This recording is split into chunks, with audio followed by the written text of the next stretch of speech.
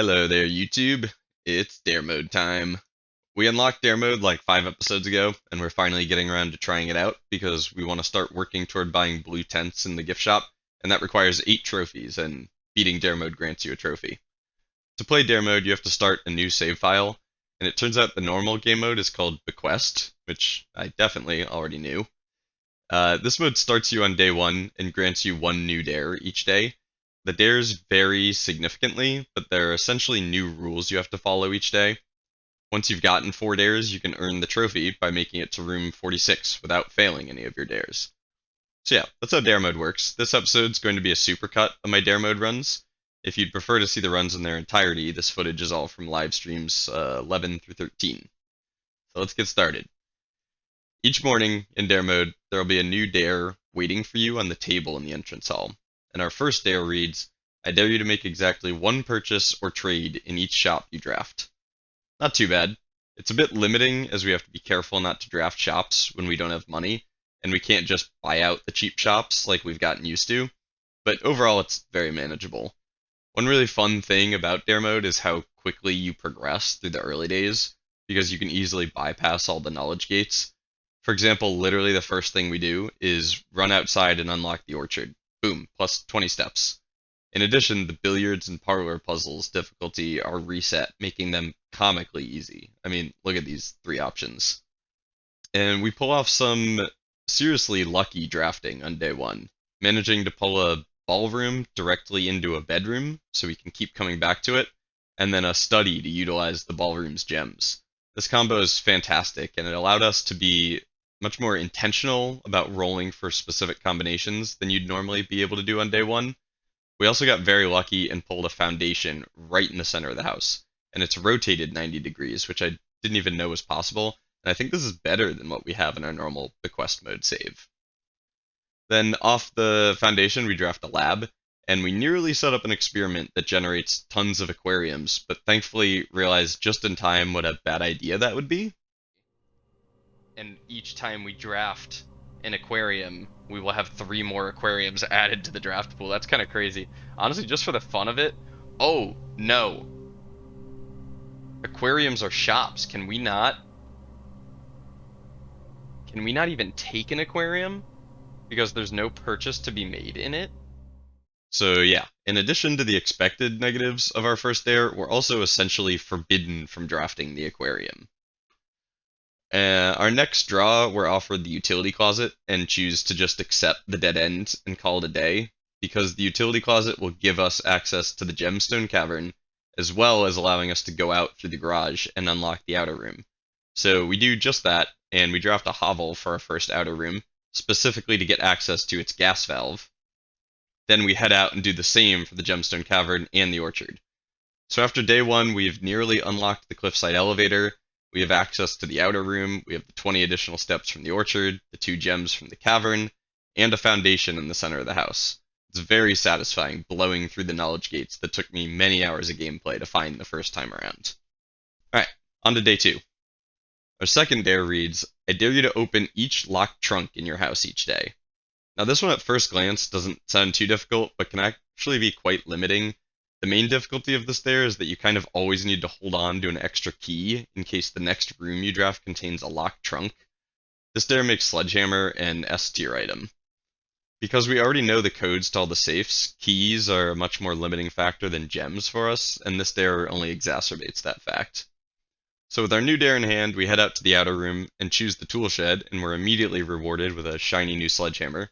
Sorry, smasher. We decide we're on the hunt for a coat check, so we can just keep checking the smasher over and over. I'm going to skip the majority of the drafting for brevity's sake and just focus on the meta progress we make each run. We find a boiler room and take it, hoping that we'll stumble upon a pool and a subsequent pump room so we can drain the fountain. It's been a long time since we actually needed to get to room 46, so here's a short recap of the required steps. We need access to the basement, either by using a power smasher or ideally unlocking the foundation elevator via the controls on the back. We need to move the minecart to make the gear wheel traversable. Doing that requires either a tomb or a drained fountain, and more likely than not, we're going to need to reach the antechamber to acquire a basement key for one or both basement doors. All this to gain access to the north antechamber lever. So we leave behind a door with power running to it, with the intention that we can come back to it later after we've hopefully found a pool. In the observatory, we immediately grab the blueprint for the planetarium. Another easy task, gated only by the knowledge that it exists. The planetarium is a pretty significant buff, and one I really wish I'd found this early in Bequest mode. Then a few rooms later, we do manage to find the pool, without its signature swim trunks. And with the pool acquired, we head back to draft off our powered passageway, and what do you know, we get lucky and actually manage to pull the pump room. Getting this done on day 2 is another example of speedrunning knowledge gates, because we walk out of here with the fountain fully drained, the kitchen and the greenhouse both full. Unfortunately, I don't think to drain one more level off the reservoir to give ourselves access to the boat, but thankfully that doesn't come back to bite us. And then we do a nice big dumb, and we walk all the way out of the house to the bottom of the fountain, only to realize we forgot we need the basement key. So tail between our legs, we go back into the house, and finally our luck runs out as we get screwed on our 2 remaining doors. But still a very productive day 2. We do lose our smasher, as well as the burning glass we crafted in case we were to find a chapel, but that's alright. Our third dare reads, I dare you to draft 6 different colors of rooms each day. This is our first genuinely difficult dare, because we can no longer just end our day whenever we want. This dare isn't avoidable like the first 2. This one gives us a new goal we have to actively achieve each day. Normally, you'd be able to instantly satisfy this condition by drafting an aquarium, but because of our first dare, we can't take aquariums, and are going to have to actually get 6 different colors each day. So we head out to our outer room and take a trading post, because we remember there's an allowance token in a Morajai box there. This Morajai box is very easy when you already know the rules. It takes us less than 30 seconds. But because we have no items to trade, we're going to have to come back out here. And so we start a new tab on our notes for dare mode, with our dares written out and a list of things to do before calling it a day. Like making sure we've opened every trunk, made a purchase in each shop, drafted 6 colors. We end up drafting this long line of rooms up the eastern wing before eventually being stopped by a security locked door off the commissary. So we back up to the east wing hall and find a hallway that gives us access to the back of the foundation. Now we can use the foundation elevator, and we have access to both basement doors for when we get to the antechamber. In the observatory, we see the constellation the Twins, but choose not to take it because we don't have enough keys to open the trunks. Luckily, shortly after, we find a smasher in the courtyard, freeing us to go back and take the Twins. I included this little bit because I'm skipping over a huge portion of the drafting process, but dare mode forces you to make interesting decisions like this that you wouldn't normally have to think about in Bequest mode. A billiard room provides us with a secret garden key, which we end up using directly off of a conference room that we draft along the west wing, setting us up to backtrack easily and pick up all the fruit later. After running out of keys, working our way further up the west wing, we grab our fruit and head back to security to disable our now unpowered keycard doors. And since we're already close to the front of the house, we take the steps to go smash the trunks in the entrance hall and head out to trade away our car keys in the trading post so we don't fail our dares. And then finally, returning to the commissary, we make a purchase and a few more drafts before finally running out of keys for good. Before we go to end our day in the planetarium, we remember there's an upgrade disc down at the base of the foundation, and it offers us a cloister upgrade, and we see some new options that we weren't offered in Bequest. We go with the Joya upgrade because it offers permanent progress, but honestly none of these options seemed particularly strong for any of our dares. Then we end our day in the planetarium and earn the title of Stately Bed and Breakfast, which I don't think we've seen before. Maybe I just haven't paid that close attention to house names, but anyway, on to day 4. Our fourth and final dare reads, I dare you to press only correct numbers in the billiard room. And we got real lucky with this one, because I've since looked up the list of all possible dares, and I think this is literally the easiest one. There are some dares that seem exceptionally difficult on their own. Like one of them straight up says you can't take the blueprint book from the entrance hall, meaning you have no map or directory. But a lot of the dares seem difficult when compounded with other dares. Like how our first dare means we can't take the aquarium, but that's the easiest way to satisfy our third dare. The billiard room one is just easy. Double check your math and go slowly, or don't even do the puzzle if you're especially nervous. So we start our day by heading outside and choosing the schoolhouse, specifically to get access to the 4th gas valve, and therefore the cliffside elevator. Not really sure we need it, but it just seemed like a good thing to have. If we get lucky and manage to find all the chess pieces, the rook or the bishop powers could both prove pretty useful. Back in the house, we do some incredibly reckless drafting and nearly screw ourselves, but get lucky as the Southern Cross from the observatory bails us out. And then, funny enough, we take a cloister here because we remember that there's an allowance token behind the statue, but end up accidentally getting access to the back of the Chamber of Mirrors. Something we haven't managed to do yet in bequest mode. That's good. Oh, this is crazy. We're gonna successfully do the Chamber of Mirrors in dare mode.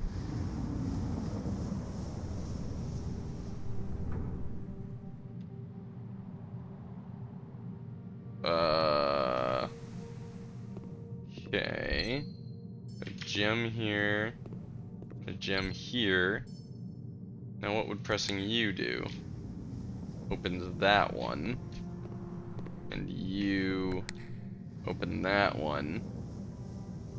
Okay, so presumably you open this one. And you open this one. Oh wait, I can get into the middle. What do you do?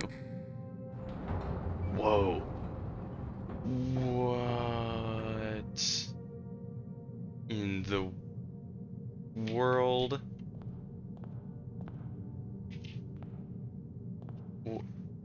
What? Why? Yeah, this room is very cool. And it turns out it's not actually mirrors. They're all just glass doors, and the whole room is symmetrical. Making your way to the upper floors gives you the option to add additional copies of randomly selected rooms to your drafting pool, a potentially very powerful ability if offered the right rooms. For example, a second copy of our Axed Passageway in Bequest. Unfortunately, we're offered the spare room, which we pass on, and the wine cellar, which we originally pass on, but change our mind and come back to grab it later. Moving on from the Chamber of Mirrors, we luck into Her Ladyship's chamber and grab the upgrade disc that's there. We draft our way back across the house, having some slightly unfortunate luck until we run into a dead end, and then come back around to draft off the foundation. We take a nook for the rook, meaning we have every piece but the king now, and then are somewhat forced into spending 3 gems on a rotunda. Off that rotunda, we take a second parlor room, because we need 2 gems for the office we're trying to find, and then we further that goal by taking a wine cellar that gets us up to 6 gems. And then we comically end up just chaining classrooms, rerolling a total of 17 times, and we never find the office, meaning we also don't get to use the upgrade disc from Her Ladyship's chamber. But even more comically, we've accidentally found our new highest classroom grade, grade 6, history. This classroom has a slide projector showing the story of the Fen Revolution, as it's called, and teaches the history of the 22-year war. I'm certainly going to need to come back here and pick it over for more details in the future because we were fully in the dare mode mindset and glossed over a lot of the details. But anyway, with our drafting done, we run back to Her Ladyship's chamber to end the day and get a free star. Get wrecked, game. I don't need to read your diary. I know about sleeping in beds. And we fall asleep under the stars in our perplexing campus. Now we officially have all 4 of our dares and a bit of practice maneuvering around them. So from here on out, our priorities are to satisfy Dare 3, then make as much permanent progress as we can while not failing the other dares. In pursuit of not failing our dares, we take a tool shed for the outer room, hoping to find a smasher again. We don't find it, but we do find a lockpick kit and a metal detector, which are both good at helping to find and preserve keys, so in a roundabout way, they also help with Dare 2. We take a courtyard again in hopes of finding a smasher, but instead we get a trunk and no smasher. Mean. But then we get a bit of luck and find a compass in the guest bedroom. Compass is normally a pretty average item, but since we're really trying to get to the antechamber, we're very happy to see it today.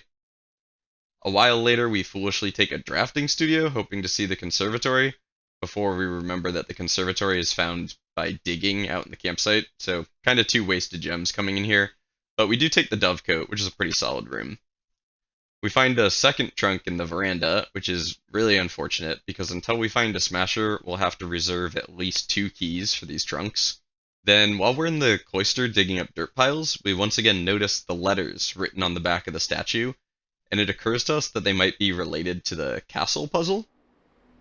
My castle puzzle. I've got this. I feel like maybe C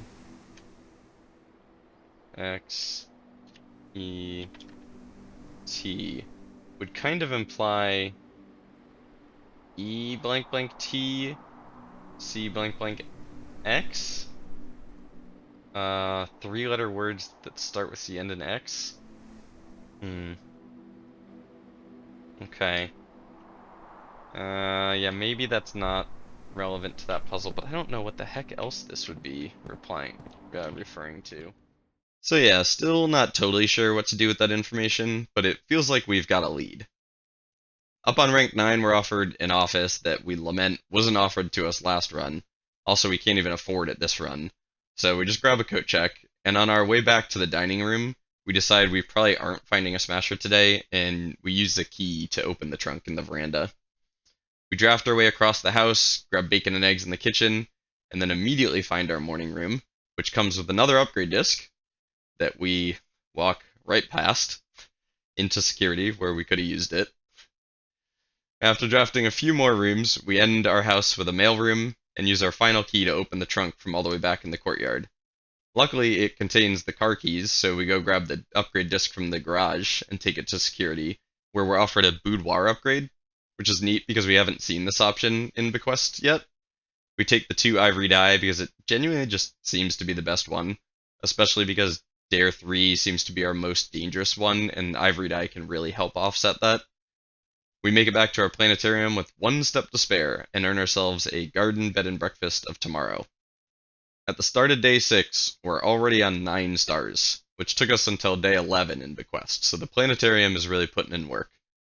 Out in the outer room, we take a shrine and throw our allowance of 4 coins into it and are rewarded with the blessing of the high roller. This is a great blessing and can be really phenomenal when used in combination with the Banner of the King. It's a bit tough for us to pull off, though, because of how little money we generate, and because we're forced to make a purchase in every shop, so we can't just take shops whenever we want an ivory die. We get a coupon book and a lockpick kit in the mailroom. The coupon book is nearly useless to us, since it really excels when you make many cheap purchases, but the lockpick kit is always welcome.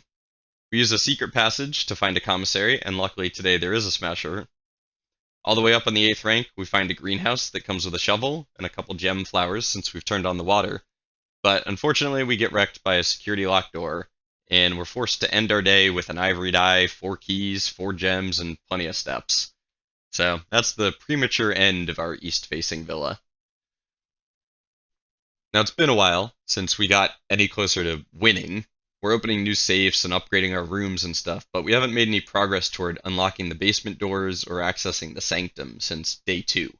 But that's about to change. We find an early greenhouse that comes with a watering can that we get a lot of use out of today. Across the house, we use a secret passage to find a kitchen, and the kitchen is great because we still have Blessing of the High Roller, as well as the running water, so we can refill our watering can.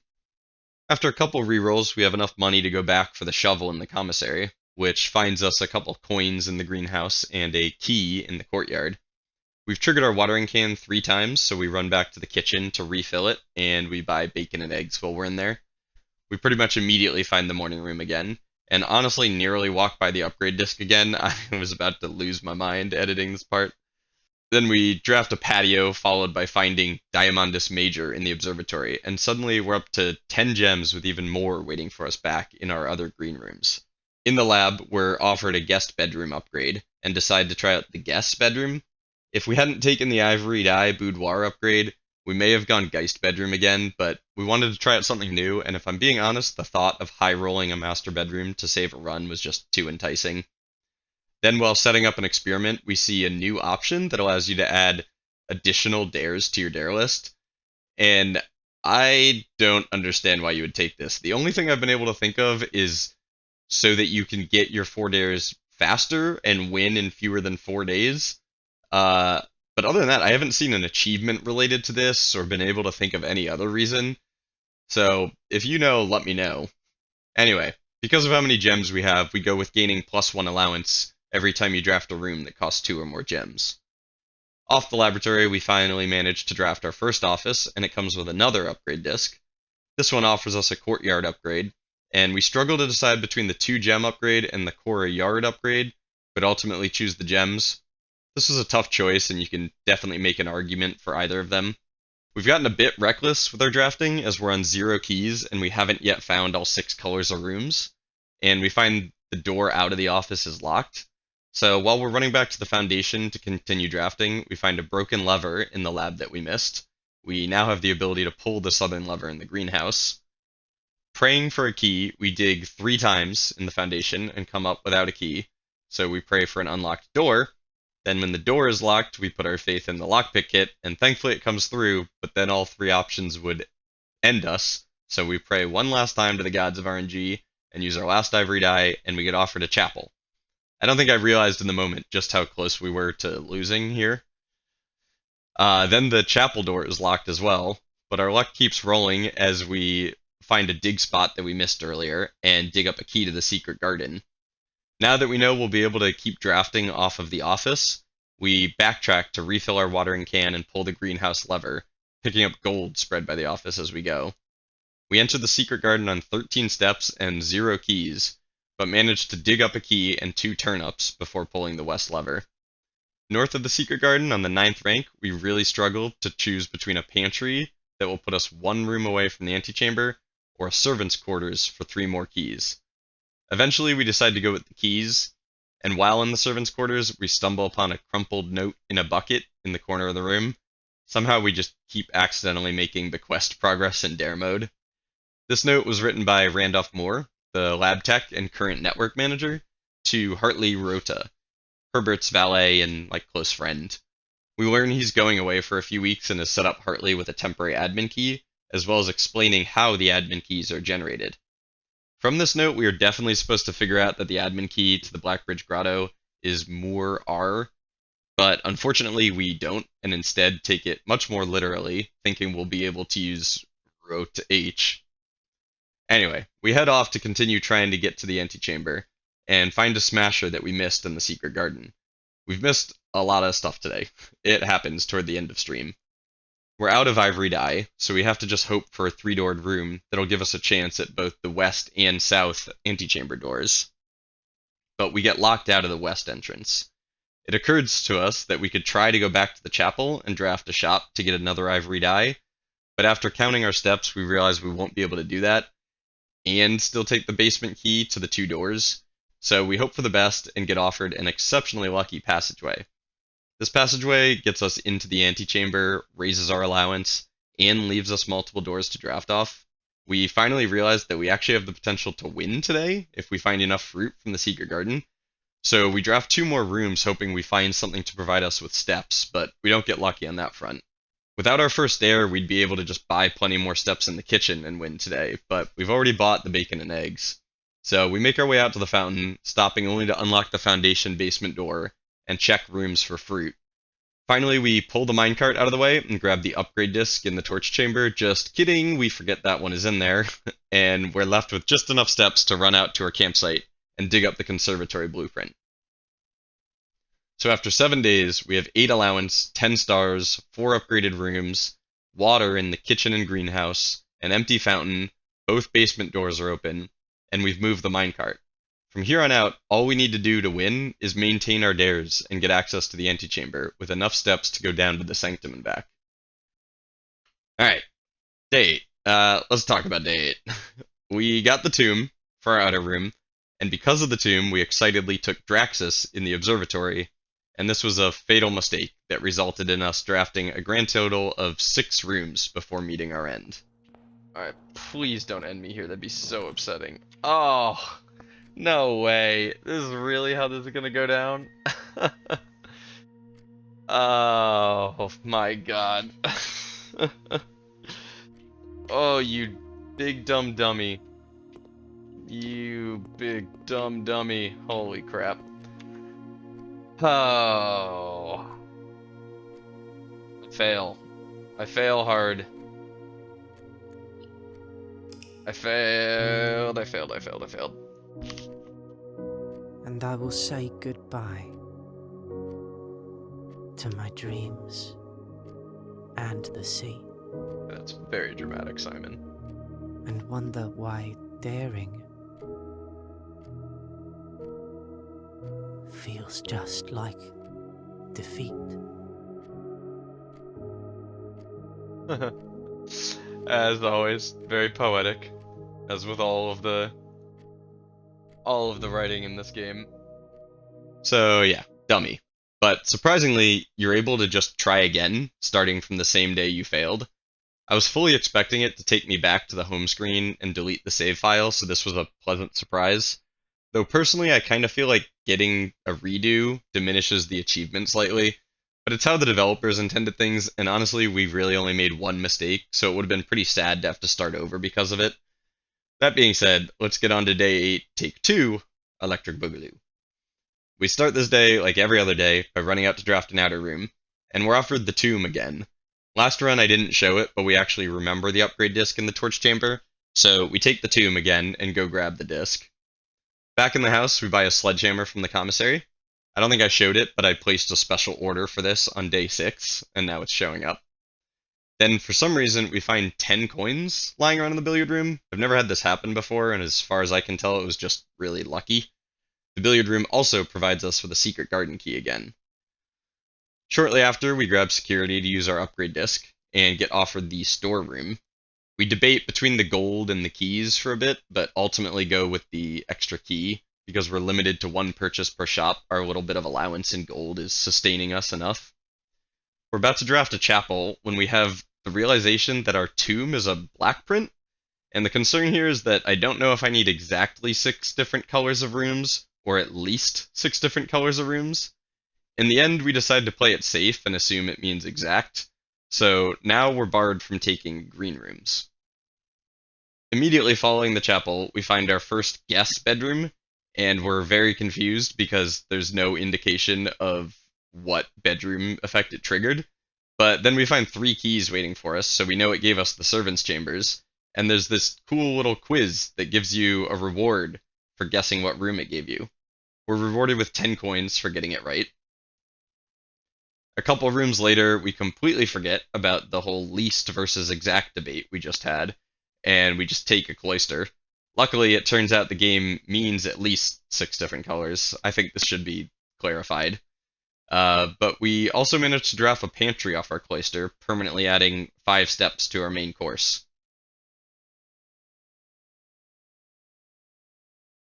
We run into a security locked door in the pool. Pool is cool. You are locked and mean. That is unfortunate. Locked and mean. Oh my god, but there's a key card in the pool. And yeah, get really lucky with a key card.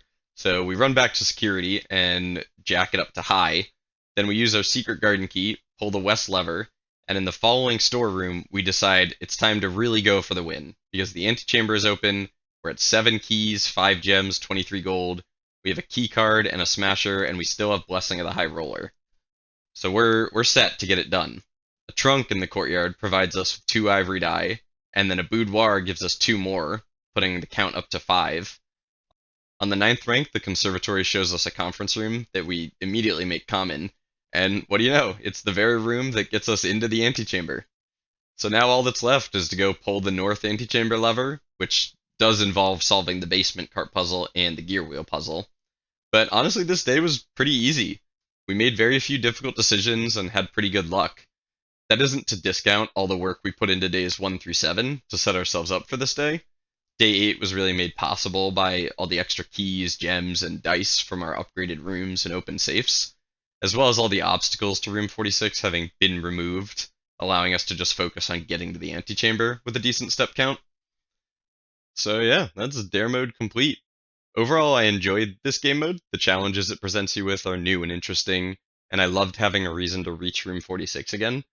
I checked out the full list of dares after I completed it, and oh my gosh, the difficulty seriously varies so wildly. I do not understand the design philosophy here. Some of them are so easy they may not even have an effect every day, and some of them are so difficult you're probably better off just starting a new save. I think any system that encourages re-rolling to get the conditions you want is poorly designed. Personally, I'd like it if this mode were designed around 4 distinct difficulties of dares, kind of like the screenshot from the wiki, and giving you one from each category each day, maybe an increasing difficulty or something.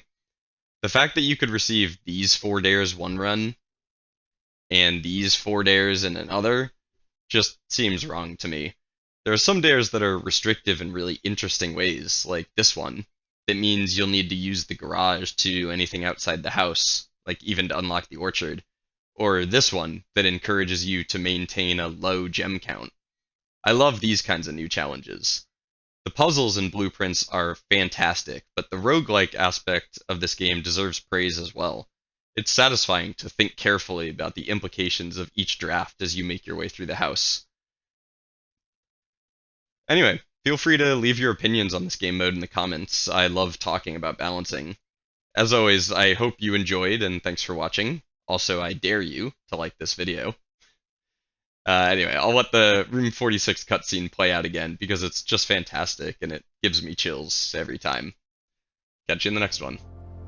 Just like to try it again for a challenge. I will try it again, and try and beat it without ever failing. Because I still think that would feel better. But this is exciting. It is cool. I mean, we made one mistake, really. Which was accepting Draxus, and that crushed us.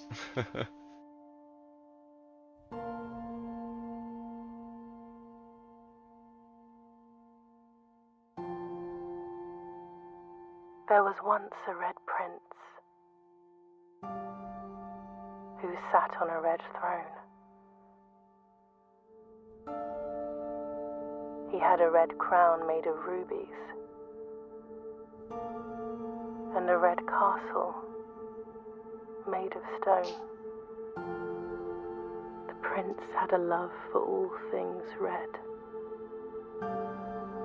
It's the only true color, the prince often said. He could not stand the sight of a canary or a crow. He could not stand the white of a swan in the snow. And he never looked up for fear of the view.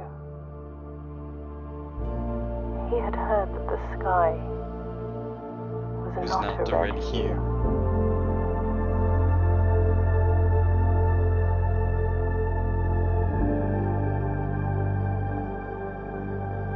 He didn't see the birds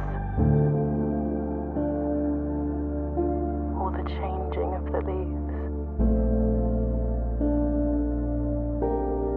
and he never saw the sights of life's many symphonies. He couldn't see beyond the red shade he was aware. He never caught a glimpse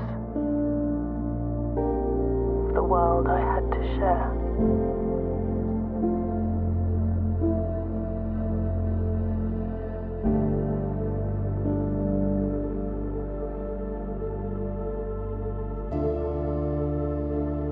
But one day the prince saw something new, Chills, it's so good. and if you look closely, You might see it too. you might see it too. The skies parted and the clouds withdrew.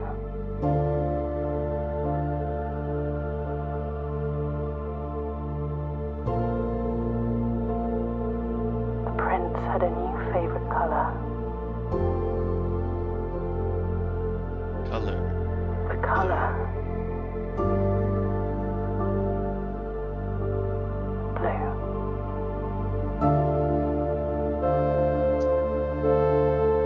The voice actor for Mary is excellent as well. And I'm curious if she's done anything else. I really like her voice.